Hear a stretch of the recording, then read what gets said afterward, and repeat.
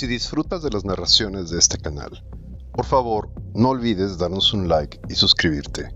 Todos los días tenemos nuevas narraciones disponibles y si activas la campanita, la plataforma te avisará de cada una. Gracias. La tumba de Howard Phillips Lovecraft. Sedibus ut saltem placidis in morte quiescam. Virgilio. Al abordar las circunstancias que han provocado mi reclusión en este asilo para enfermos mentales, soy consciente de que mi actual situación provocará las lógicas reservas acerca de la autenticidad de mi relato. Es una desgracia que el común de la humanidad sea demasiado estrecha de miras para sopesar con calma e inteligencia ciertos fenómenos aislados que subyacen más allá de la experiencia común y que son vistos y sentidos tan solo por algunas personas psíquicamente sensibles. Los hombres de más amplio intelecto saben que no existe una verdadera distinción entre lo real y lo irreal, que todas las cosas aparecen tal como son, tan solo en virtud de los frágiles sentidos físicos y mentales mediante los que percibimos.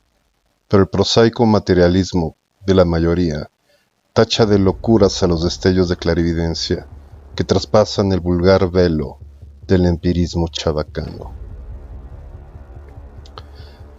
Mi nombre es Gervas Dudley y desde mi más tierna infancia he sido un soñador y un visionario, lo bastante adinerado como para no necesitar trabajar y temperamentalmente negado para los estudios formales y el trato social de mis iguales. Viví siempre en esferas alejadas del mundo real, pasando mi juventud y adolescencia entre libros antiguos y poco conocidos, así como deambulando por los campos y arboledas en la vecindad del hogar de mis antepasados. No creo que lo leído en tales libros, o lo visto en esos campos y arboledas, fuera lo mismo que otros chicos pudieran leer o ver allí. Pero de tales cosas debo hablar poco, ya que explayarme sobre ellas no haría sino confirmar esas infamias despiadadas acerca de mi inteligencia que a veces oigo susurrar a los esquivos enfermeros que me rodean. Será mejor para mí que me ciña a los sucesos, sin entrar a analizar las causas. Ya he dicho que vivía apartado del mundo real, aunque no viviera solo.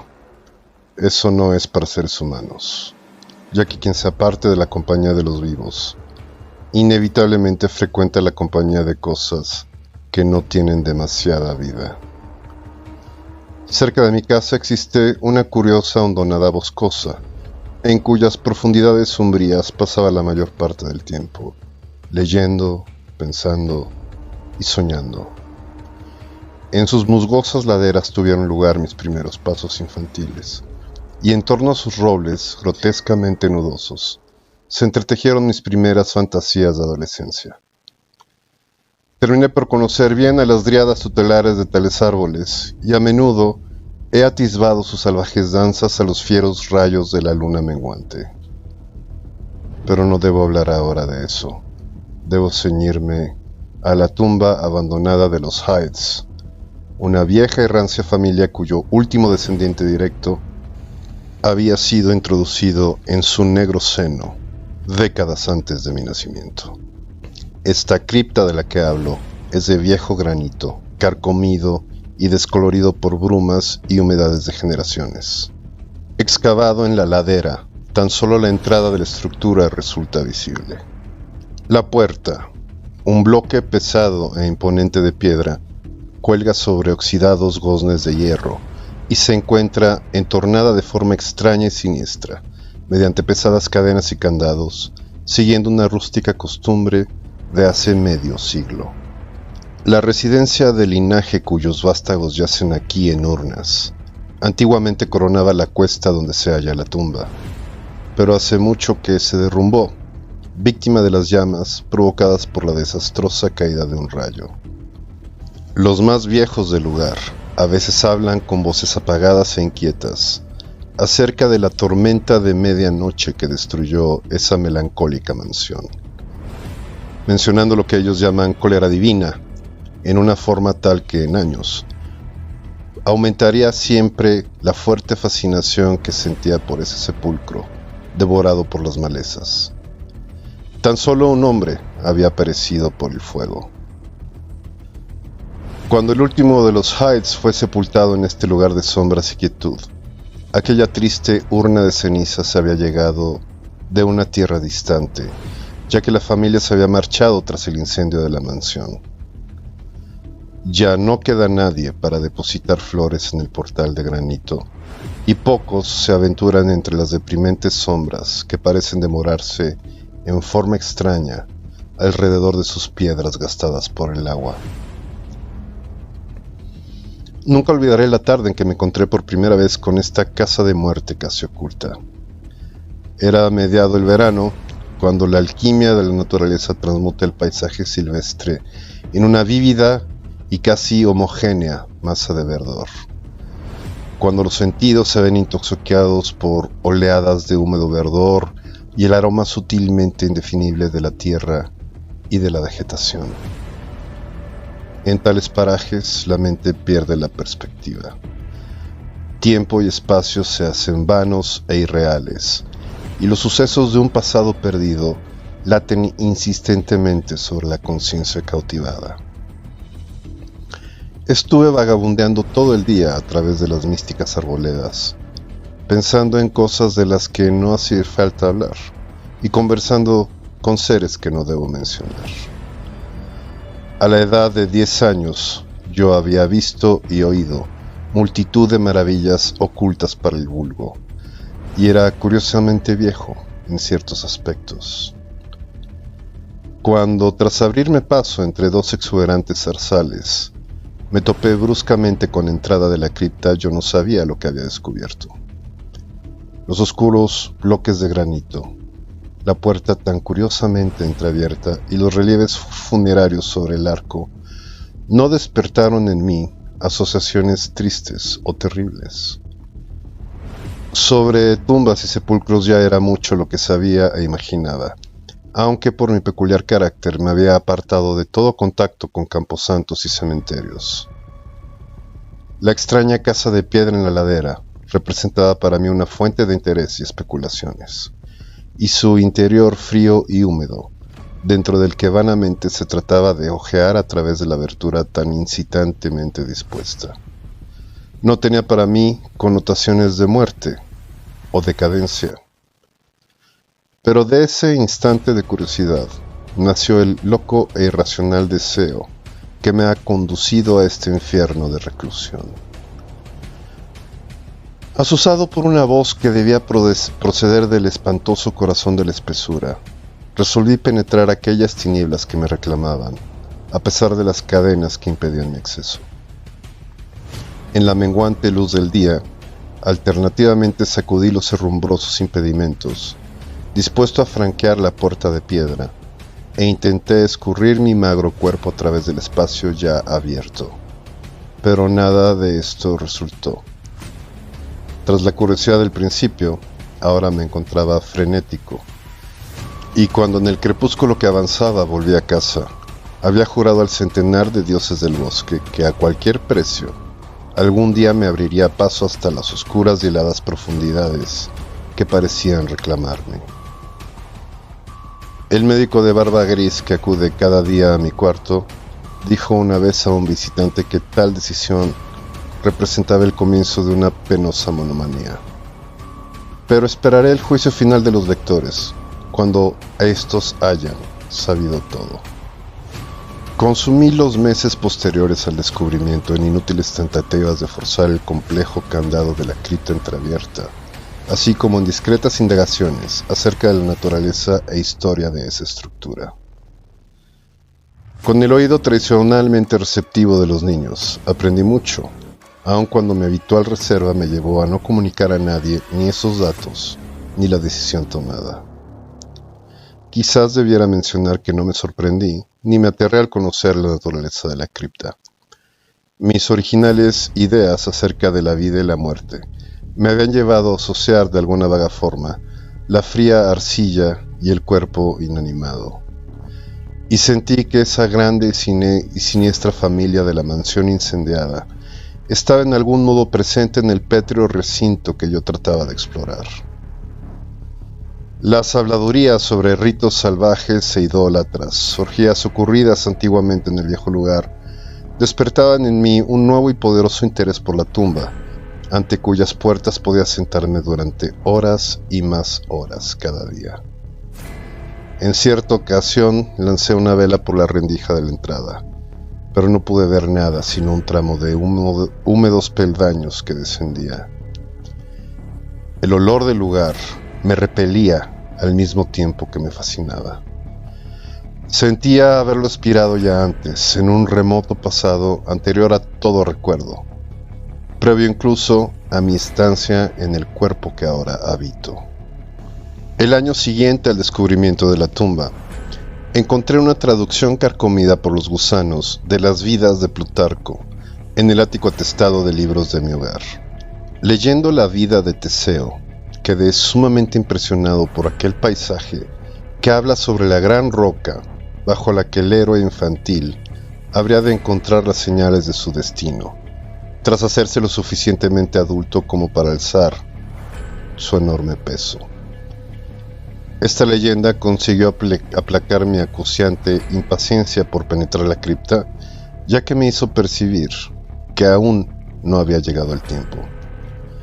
Más tarde, me dije, alcanzaría fuerza e ingenio bastantes como para flanquear con facilidad la puerta pesadamente encadenada. Pero hasta ese momento, debía conformarme con lo que parecían los designios del destino. En consecuencia, la atención dedicada al húmedo portal se tornó menos persistente, y dediqué mucho de mi tiempo a otras meditaciones sobre asuntos igualmente extraños. A veces me levantaba sigilosamente durante la noche, saliendo a pasear por aquellos camposantos y cementerios de los que mis padres me habían mantenido alejado. ¿Qué hacía allí? No sabría decir, ya que no estoy seguro de la realidad de algunos hechos, pero sé que al día siguiente de alguno de tales paseos, solía asombrarme con la posesión de un conocimiento sobre temas casi olvidados durante muchas generaciones. Fue durante una noche así que estremecí a la comunidad con una extraña hipótesis acerca del enterramiento del rico y famoso hacendado Brewster, una celebridad local sepultada en 1711 y cuya lápida de pizarra, ostentando el grabado de una calavera y dos tibias cruzadas, iba convirtiéndose lentamente en polvo. En un instante de infantil imaginación juré no solo que el enterrador, Goldman Simpson, había hurtado sus zapatos de villa de plata, medias de seda y calzones de raso al muerto antes del entierro, sino que el mismo hacendado, aún vivo, se había girado por 2 veces en su ataúd cubierto de tierra, el día después de haber sido sepultado. Pero la idea de penetrar la tumba nunca abandonó mis pensamientos, viéndose de hecho estimulada por el inesperado descubrimiento genealógico de que mis propios antepasados maternos mantenían un ligero parentesco con la familia de los Hyles, considerada extinta.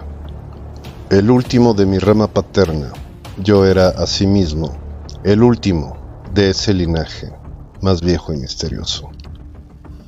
Comencé a considerar esa tumba como mía y a esperar con ansiedad el futuro, esperando el momento en que pudiera traspasar la puerta de piedra y descender en la oscuridad de aquellos viscosos peldaños. Adquirí el hábito de escuchar con gran atención junto al portal entronado, eligiendo para esa curiosa vigilia mis horas preferidas, en la quietud de la medianoche. Al alcanzar la edad adulta, había abierto un pequeño claro en la espesura, ante la fachada cubierta de moho de la ladera, permitiendo a la vegetación adyacente circundar y cubrir aquel espacio, a semejanza de un selvático enramado. Tal enramado era mi templo, la puerta arreojada del santuario, y aquí yacía tendido el musgoso suelo, sumido en extraños pensamientos y enroñando de sueños extraños. La noche de la primera revelación hacía bochorno. Debí quedarme dormido a causa del cansancio, ya que tuve la clara sensación de despertar al oír voces. Dudo de mencionar sus tonos y acentos, de su cualidad no quiero ni hablar, pero puedo decir que había extraordinarias diferencias en su vocabulario, pronunciación y en la construcción de frases. Cada matiz del dialecto de Nueva Inglaterra, desde las groseras sílabas de los colonos puritanos a la retórica precisa de 50 años atrás, parecían hallarse representadas en aquel sombrío coloquio, aunque solo más tarde caí en la cuenta. En ese instante, de hecho, mi atención estaba distraída con otro fenómeno, un suceso tan fugaz que no podría jurar que haya sucedido realmente. Apenas creí estar despierto cuando una luz se apagó apresuradamente dentro del hondo sepulcro. No creo haber quedado pasmado o sumido en el pánico, aunque soy consciente de haber sufrido un cambio grande y permanente durante esa noche. Al volver a casa me dirigí sin vacilar a un podrido arcón del ático, en cuyo interior encontré la llave que al día siguiente abriría fácilmente la barrera contra la que tanto tiempo había luchado en vano. Fue al suave resplandor del final de la tarde, cuando por vez primera entré a la cripta de la ladera abandonada. Un hechizo me envolvía, y mi corazón latía con un alborozo que apenas puedo describir. Mientras cerraba a mis espaldas la puerta y descendía los pringosos escalones a la luz de mi solitaria vela, creí reconocer el camino, y aunque la vela chisporroteaba debido al sofocante ambiente del lugar, me sentía singularmente a gusto con aquel aire viciado, como de osario. Mirando alrededor, columbré multitud de losas de mármol sobre las que reposaban ataúdes o restos de ataúdes. Algunos estaban sellados e intactos, pero otros casi se habían deshecho, dejando las manijas de plata y placas caídas entre algunos curiosos montones de polvo blancuzco. En una de las placas leí el nombre de Sir Geoffrey Hyde, que había llegado de Sussex en 1640 y muerto aquí unos años después. En un llamativo nicho había un ataúd bastante bien conservado y vacío, que me hizo sonreír a la par que estremecer. Un extraño impulso me llevó a la amplia losa, a apagar la vela y yacer dentro de una de las cajas desocupadas. Con la luz gris del alba salí dando tumbos de la cripta y aseguré la cadena de la puerta a mi espalda. Ya no era un joven, aunque tan solo 21 inviernos habían pasado por mi envoltura corporal. Los aldeanos más madrugadores que alcanzaron a presenciar mi vuelta a casa me contemplaron atónitos, asombrados de los signos de juerga tormentosa visibles en alguien cuya vida era tenida por sobria y solitaria. No me mostré ante mis padres hasta después de un largo y reparador sueño. En adelante, frecuenté cada noche la tumba, viendo, escuchando y realizando actos que jamás debo revelar. Mi forma de hablar, siempre susceptible de las influencias más inmediatas, fue lo primero en sucumbir al cambio, y la súbita aparición de arcaísmos en mi habla fue pronto advertida. Más tarde, mi conducta se tiñó de extraño valor y temeridad, hasta el punto de que inconscientemente comencé a adoptar la actitud de un hombre de mundo, a pesar de mi reclusión de por vida. Mi anteriormente silenciosa lengua se tornó voluble, con la gracia fácil de un Chesterfield o el cinismo teo de un Rochester. Mostraba una curiosa erudición completamente alejada de los saberes fantásticos y monacales de los que me había empapado en mi juventud, y cubría las hojas de guarda de mis libros con fáciles e improvisados epigramas, que tenían influencias de Gay, Prior y los más vivos de los burlones y poetas augustos. Una mañana, durante el desayuno, me puse al borde del desastre al declamar, con acentos netamente ebrios, una efusión de alegría bacanal del siglo XVIII.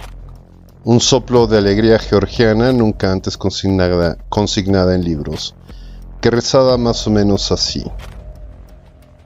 Acudid acá, mozos, con vuestras jarras de cerveza y bebed por el presente antes de que se esfume. Apilad en vuestro plato una montaña de carne, pues el comer y el beber nos brinda alivio. Así que colmad vuestros vasos, ya que la vida pronto pasará. Cuando estéis muertos no brindaréis a la salud del rey o de vuestra chica. Anacreonte tenía la nariz roja, según cuentan. ¿Pero qué es una nariz colorada a cambio de estar alegre y vivaz? Dios me valga, mejor rojo como estoy aquí que blanco como un lirio, y muerto en medio año. Así que Betty, mi dama, ven y dame un beso. En el infierno no hay hija de ventero que se te pueda comparar. El joven Harry se mantiene todo lo tieso que puede. Pronto perderá la peluca y caerá bajo la mesa. Pero colmad vuestras copas de hacerla circular. Mejor bajo la mesa que bajo tierra. Así que reíd y gozad. Bebed sin cesar. Bajo 6 pies de tierra no será tan fácil el disfrutar. El diablo me confunda. Apenas puedo andar. Maldita sea si puedo tenerme en pie o hablar. Aquí, posadero, manda a Betty por una silla. Me iré a casa en un rato, ya que mi mujer no está. Así que echadme una mano, no me tengo en pie. Pero contento estoy mientras me mantenga sobre la tierra. Por esa época, comencé a albergar mi actual miedo al fuego y a las tormentas. Antes indiferente a tales cosas, sentía ahora un inexplicable horror ante ellas, y era capaz de recogerme al rincón más profundo de la casa cuando los cielos amenazaban con aparato eléctrico. Uno de mis refugios favoritos durante el día era el ruinoso sótano de la mansión quemada, y con la imaginación podía pintar la estructura tal y como había sido antiguamente. En cierta ocasión asusté a un aldeano, conduciéndolo en secreto a un sombrío subsótano, cuya existencia me parecía conocer a pesar del hecho de que había permanecido desconocido y olvidado durante muchas generaciones. Al final ocurrió lo que tanto había temido. Mis padres, alarmados por la alteración de ademanes y apariencia de su único hijo, comenzaron a ejercer sobre mis movimientos un discreto espionaje que amenazaba con conducirme al desastre. No había comentado a nadie mis visitas a la tumba, habiendo guardado mi secreto propósito con religioso celo desde la infancia. Pero ahora me veía obligado a guardar precauciones cuando deambulaba por los laberintos de la hondonada boscosa, ya que debía despistar a un posible perseguidor. Guardaba la llave de la cripta colgando de un cordel alrededor de mi cuello, cuya existencia tan solo era conocida por mí. Nunca saqué del sepulcro ninguna de las cosas que encontré entre sus muros. Una mañana, mientras salía de la húmeda tumba y cerraba las cadenas del portal con mano no demasiado firme, advertí en un matorral adyacente el rostro de un observador. Sin duda el fin estaba cerca, ya que mi enramado había sido descubierto y el objeto de mis salidas nocturnas desvelado. El hombre no se me acercó, por lo que me apresuré a volver a casa en un esfuerzo por espiar lo que pudiera informar a mi preocupado padre. ¿Iban mis estancias más allá de la puerta encadenada a ser reveladas al mundo? Imaginen mi regocijado asombro cuando escuché al espía contar a mi padre, con un precavido susurro, que yo había pasado la noche en el enramado exterior a la tumba. Con mis ojos somnolentos clavados en la hendidura que entreabría la puerta arreojada. ¿Mediante qué milagro se había visto engañado el observador? Ahora estaba convencido de que un agente sobrenatural me protegía. Envalentonado por tal circunstancia celestial, volví a visitar abiertamente la cripta, seguro de que nadie podría presenciar mi entrada. Durante una semana degusté al completo los placeres de ese osario común que no debo describir. Cuando aquello sucedió y me arrancaron de allí para traerme a este maldito lugar de pesar y monotonía. No debí salir esa noche, ya que el estigma del trueno acechaba en las nubes y una infernal fosforescencia brotaba del fétido pantano ubicado al fondo de la hondonada. La llamada de los muertos también era distinta. En vez de la tumba de la ladera, procedía del calcinado sótano en lo alto, cuyo demonio tutelar me hacía señas con dedos invisibles. Cuando salí de una arboleda intermedia al llano que hay entre las ruinas, contemplé a la brumosa luz lunar, algo que siempre había esperado vagamente. La mansión, desaparecida un siglo antes, alzaba una vez más sus majestuosas formas ante la mirada extasiada. Cada ventana resplandecía con el fulgor de multitud de velas. Por el largo sendero acudían los carruajes de la aristocracia de Boston, al tiempo que una muchedumbre de petimetres empolvados iba llegando a pie desde las mansiones vecinas.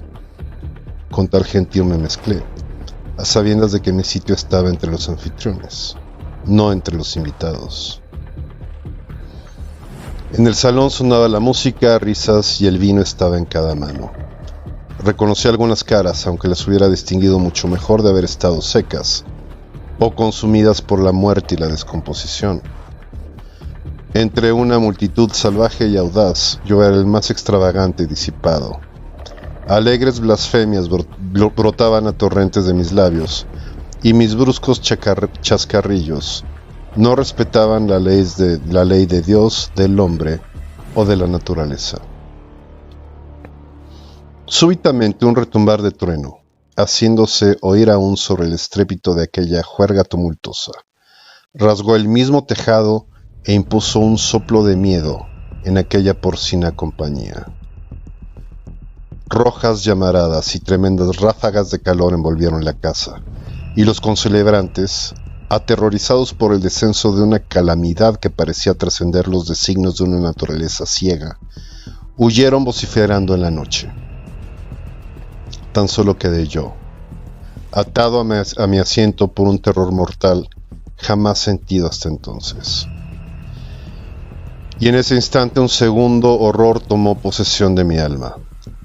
Quemado vivo hasta ser reducido a cenizas, mi cuerpo disperso a los cuatro vientos, jamás podría yacer en la tumba de los Hydes. ¿Acaso no tenía derecho a descansar durante el resto de la eternidad entre los descendientes de Sir Geoffrey Hyde? Sí, reclamaría mi herencia de muerte, aun cuando mi espíritu hubiera de buscar durante eras otra morada carnal, que la situase en aquella losa vacía del nicho de la cripta. Gervase Hyde nunca arrostraría el triste destino de Palinuro. Mientras el espejismo de la casa se desvanecía, me encontré gritando y debatiéndome como un loco entre los brazos de dos hombres, uno de los cuales era el espía que me había seguido hasta la tumba. La lluvia caía a raudales, y sobre el horizonte había fogonazos de los relámpagos que acababan de pasar sobre nuestras cabezas. Mi padre, con el rostro surcado de pesar, no hacía gesto mientras yo le pedía a voces que me dejara reposar en la tumba, advirtiendo con frecuencia a mis captores que me trataran con toda la delicadeza posible. Un círculo oscurecido en el suelo del arruinado sótano indicaba un violento golpe de los cielos, y en esa parte un grupo de aldeanos curiosos, con linternas, indagaban en una pequeña caja de antigua factura que la caída del rayo había aflorado a la luz. Cesando en mis inútiles y ahora sin objetivo forcejeos, observé a los espectadores mientras examinaban el hallazgo, y se me permitió participar de su descubrimiento. La caja, cuyos cerrojos habían sido rotos por el golpe que la había desenterrado, contenía multitud de documentos y objetos de valor. Pero yo tan solo tenía ojos para una cosa. Era la miniatura en porcelana de un joven con una elegante peluca de rizos, ostentando las iniciales JH. El rostro era tal y como yo me veía, de suerte que bien pudiera haber estado contemplándome en un espejo. Al día siguiente me trajeron a este cuarto con barrotes en la ventana, pero me he mantenido al tanto de ciertas cosas, merced a un sirviente no muy espabilado y ya de edad, por quien sentí gran cariño durante la infancia y quien, al igual que yo, ama los cementerios. Lo que me he atrevido a contar de mis experiencias dentro de la cripta tan solo me ha brindado sonrisas conmiserativas. Mi padre, que me visita a menudo, dice que no he traspasado el portal encadenado y jura que el herrumbroso cerrojo, cuando él lo examinó, no daba muestras de haber sido tocado en 50 años. Incluso afirma que todo el pueblo conocía mis viajes a la tumba y que con frecuencia me observaban durmiendo en el enramado exterior a la espantosa fachada, los ojos entreabiertos y fijos en el resquicio que conduce al interior. Contra tales afirmaciones carezco de pruebas, ya que mi llave se perdió durante la lucha en esa noche de horror. Las extrañas cosas del pasado que aprendí durante aquellos encuentros nocturnos con los muertos son atribuidos al fruto de mi codicioso e incesante ojear de los viejos volúmenes de la biblioteca familiar. De no haber sido por mi viejo criado Hiram, a estas alturas, yo mismo estaría bastante convencido de mi propia locura.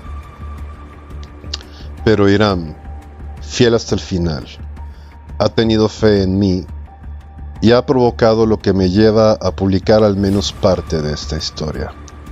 Hace una semana forzó el cerrojo que aseguraba la puerta de la tumba perpetuamente entronada y descendió con una linterna a las sombrías profundidades.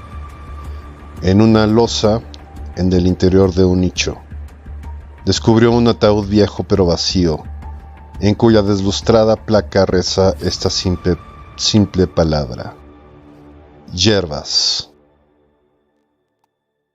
En ese ataúd y en esa cripta me ha prometido que seré sepultado.